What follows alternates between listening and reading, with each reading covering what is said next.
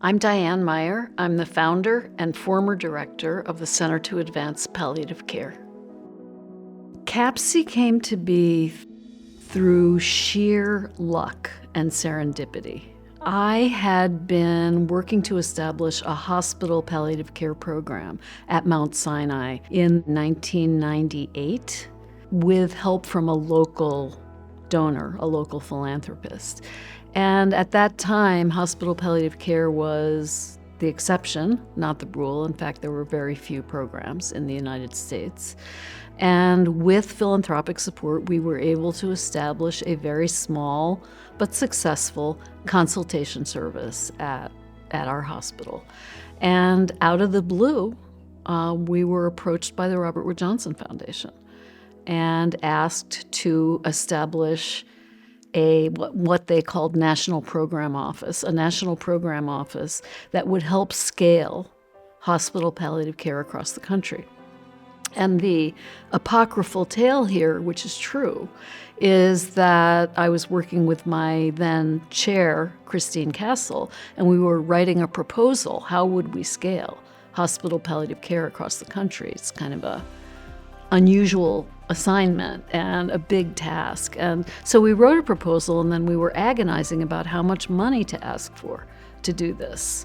And we thought we'd be very clever and aim high and ask for $250,000 a year for 3 years to scale hospital palliative care across the country, which is just a measure of how completely naive we were. And so we sent all this in, and a couple of weeks later, I got a call from our program officer. Her name is Rosemary Gibson. And Rosemary said, "Well, Diane, I got your proposal, and I think we can work with this, but I have serious concerns about your budget."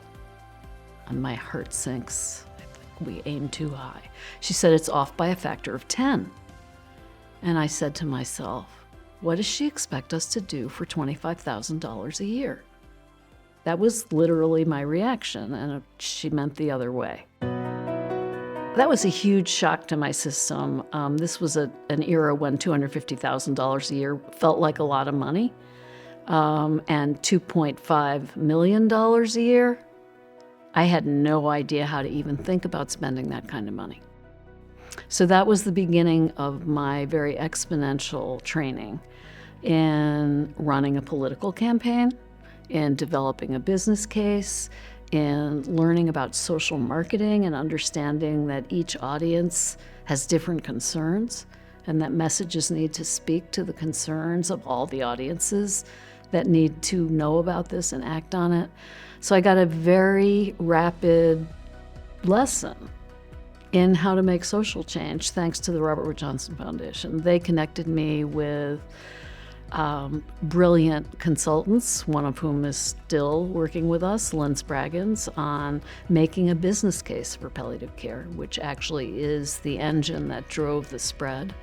A woman named Sharon Sutton, who was a social marketing PhD academic, who taught me about audience-specific messaging, which I had never heard of and didn't understand why I needed to market. Why would I need to market? I just have a good idea. Why should I have to sell it?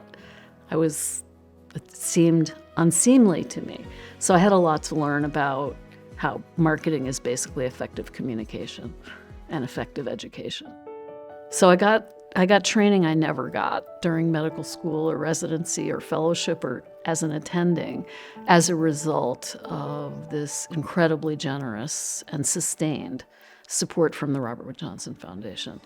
And I also want to say that without that level of support, not only from RWJ, but also many other private sector philanthropists, foundations, and individuals, the rapid adoption of palliative care across the country would never have happened.